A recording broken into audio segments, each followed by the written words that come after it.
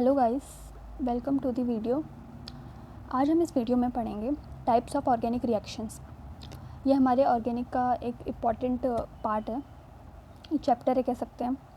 इसमें बहुत सारी रिएक्शंस हैं और सबसे पहले रिएक्शंस हम आज पढ़ने वाले हैं सब्स्टिट्यूशन रिएक्शन। सब्स्टिट्यूशन रिएक्शन में कुछ हम पॉइंट्स देखेंगे, उसके बाद हम इसके टाइप्स के बारे में डिस्कस करेंगे।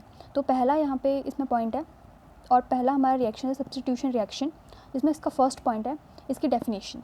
Those reaction in which an atom or group of atom directly attached with a carbon in the substrate molecule is replaced by another atom or group of atom is called a substitution reaction. या हम इसे इस तरह से बोल सकते हैं when any atom or group of atom substituted by another atom or group of atom and form a product is known as substitution reaction.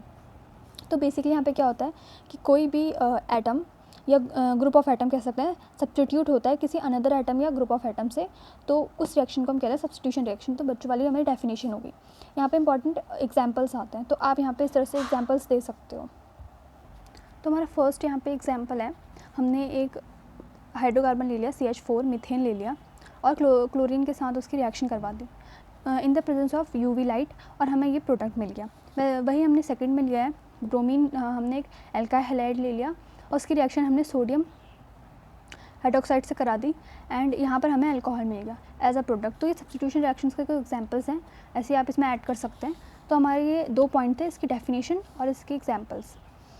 तो हम अब इसके थर्ड पॉइंट पे आते हैं, जो कि types of substitution reaction. Substitution reaction हमारे यहाँ पे तीन टाइप्स की होती है।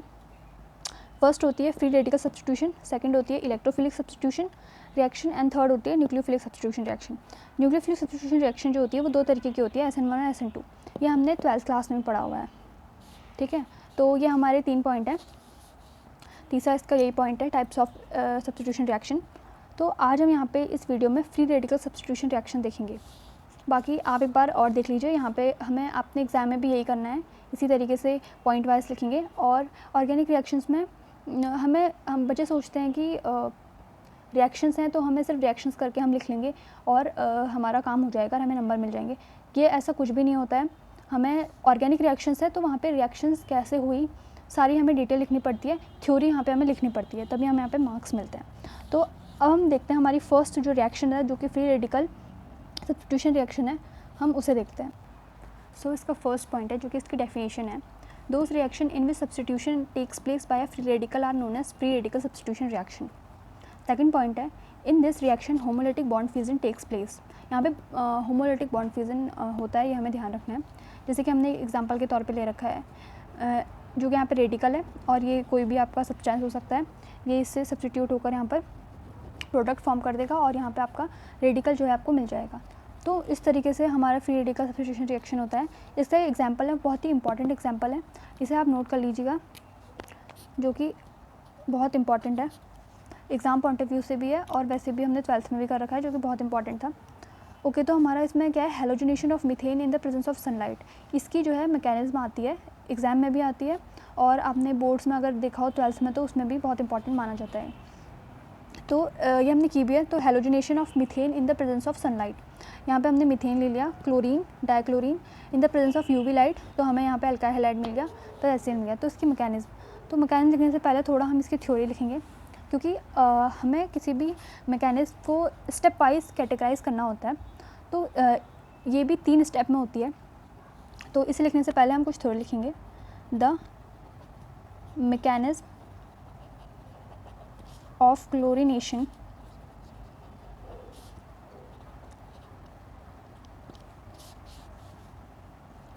Of methane by free radical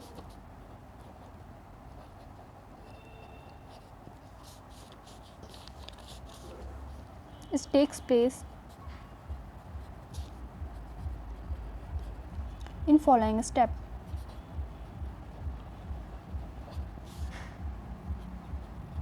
तो जैसे मैंने कहा कि कोई भी रिएक्शन जो होती है वो कुछ स्टेप में कैटेगराइज होती है, तो ये भी हमारी 3 स्टेप में है। तो इसका जो फर्स्ट स्टेप है वो है chain initiation step, that is step 1, जो कि chain initiation step. Chain initiation step क्या होता है, क्या हमें आपको लिखना पड़ेगा इसके साथ साथ, बट यहाँ पे मैं आपको सिर्फ समझा रही हूँ। क्या है, आपको यहाँ पे डाइक्लोरीन लेना है। First step in the presence of UV light. तो यहाँ पे क्या होता है, यहाँ पे आपका होमोलिटिक बॉन्ड फ्यूजन होता है।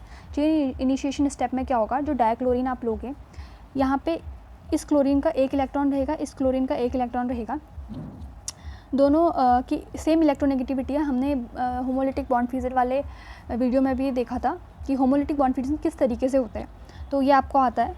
तो सेम इलेक्ट्रोनेगेटिविटी है, इसकी वजह से यहाँ पे इन दोनों को इनका इलेक्ट्रॉन मिल जाएगा एंड यहाँ पे हमें फ्री रेडिकल मिल जाएंगे 2। ये हमें क्लियर हो गया। ओके, तो हमारा सेकंड स्टेप है, that is our first step. Second step है हमारा step 2, which is chain propagation step.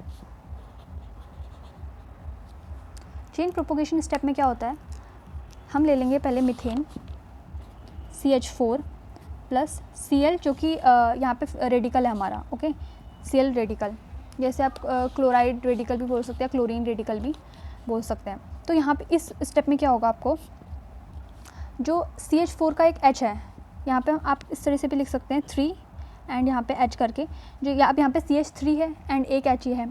तो ये H क्या करेगा, यहाँ पर अपना Cl के साथ बॉन्ड बना लेगा और जो क्लोरीन है वो अपना रेडिकल यहाँ पे CH3 को दे देगा, यानी मीथेन को दे देगा, CH4 भी कह सकते हैं। तो यहाँ पे हमारा जो बन जाएगा वो आ जाएगा CH3 रेडिकल प्लस HCl। तो अब आपका क्या बन गया, यहाँ पे मिथाइल रेडिकल बन गया। ओके, आपको स्टेप समझ में आ रहे हैं। जैसे फर्स्ट स्टेप था हमारा chain initiation step. Chain initiation step में क्या था, हमने डाइक्लोरीन लिया, यहाँ पे हमारा होमोलिटिक बॉन्ड फ्यूजन हुआ और हमें रेडिकल मिल गए। तो हमें ये भी याद रखना है कि जो हमारा फ्री रेडिकल होता है, यहाँ पे हमारे जो प्रोडक्ट होंगे वो रेडिकल ही मिलेंगे, क्योंकि हमारा ये जो मैकेनिज्म है वो है फ्री रेडिकल। तो ऑब्वियस ही बात है। तो सेकेंड स्टेप है हमारा चेन प्रोपोगेशन स्टेप। यहाँ पे क्या होगा, हमने मीथेन लिया और यहाँ पे जो हमारा हमें क्लोरीन रेडिकल मिला था वो लिखा, तो उसके बाद यहाँ पे रेडिकल है। तो यहाँ पे क्या होगा कि हम यहाँ पे CH4 ले लेंगे, यहाँ से H जो है वो Cl के साथ मिलकर HCl बना लेगा एंड Cl का जो रेडिकल है वो CH3 के साथ यहाँ पे मिथाइल रेडिकल बना लेगा। तो इतनी बात हमें समझ में आ गई, तो ये हमें क्लियर हो गया। इसके बाद अगले स्टेप में हम क्या करते हैं, जो हमारा CH3 रेडिकल है, CH3 रेडिकल और जो हमने डाइक्लोरीन लिया है ऊपर यहाँ पे स्टेप में, यहाँ पे डाइक्लोरीन ले लेते हैं। यहाँ पर क्या होता है, जो एक क्लोरीन होता है वो CH3 के साथ मिलकर बॉन्ड बना लेता है CH3Cl, यानी अल्काइल हैलाइड बना लेता है। और जो ये एक आपका रेडिकल होता है वो Cl के साथ मिलकर क्लोरीन रेडिकल बना लेता है। तो इस तरीके से यहाँ पे CH3Cl प्लस Cl रेडिकल, इस तरह का बॉन्ड फॉर्म हो जाता है। आई होप आपको समझ में आ गया होगा। तो हमारा जो थर्ड स्टेप है, जो हमारा थर्ड स्टेप है वो होता है चेन टर्मिनेशन स्टेप। यहाँ पर क्या होता है, हमारे यहाँ पे हमने पहले देख लिए जितने भी हमारे रेडिकल बन चुके हैं, जो चाहे वो CH3 हो, चाहे वो CH3 रेडिकल हो, Cl रेडिकल हो, तो उन सबको हम यहाँ पे कंबाइन करते हैं। तो पहला हमारा बना है Cl radical, Cl plus Cl radical, इससे हमारा कुछ प्रोडक्ट फॉर्म होगा। फिर हमारा CH3 रेडिकल बनाता है CH3 और CH3 रेडिकल, तो यहाँ पे हमारा कुछ प्रोडक्ट फॉर्म होगा। फिर इन दोनों का कॉम्बिनेशन यानी CH3 radical plus Cl radical, यहाँ पे हम टर्मिनेट कर रहे हैं पूरी रिएक्शंस को। तो यहाँ पर हमारा जो Cl रेडिकल फॉर्म करेगा वो बनेगा Cl2, और यहाँ पे हमारा जो फॉर्म करेगा वो बनेगा CH3 एंड CH3 एंड यहाँ पे CH3Cl यानी अल्काइल हैलाइड। तो इस तरीके से हमारी ये रिएक्शन होगी। तो थर्ड स्टेप आई होप आपको क्लियर हो गया होगा। तो एक बार हम और देख लेते हैं सारे स्टेप्स को। पहले हम फ्री रेडिकल सब्स्टिट्यूशन रिएक्शंस की कोई भी हम डेफिनेशन लिख लेंगे, उसके बाद यहाँ पे एग्जांपल में बहुत इंपॉर्टेंट है ये, और यहाँ इतना भी आ सकता है कि आपको यहाँ पे halogenation of methane in the presence of sunlight की मैकेनिज्म लिखने को आ सकती है पूरी की पूरी। तो इस तरीके से आप लिखेंगे मैकेनिज्म, उसके स्टेप बाय स्टेप उसको कैटेगराइज करेंगे। उसके बाद जो कि पहला होता है चेन इनिशिएशन, सेकंड होता है चेन प्रोपोगेशन एंड थर्ड होता है चेन टर्मिनेशन, और लास्ट में इतना आपका रिजल्ट आ जाता है। So that is for today video guys.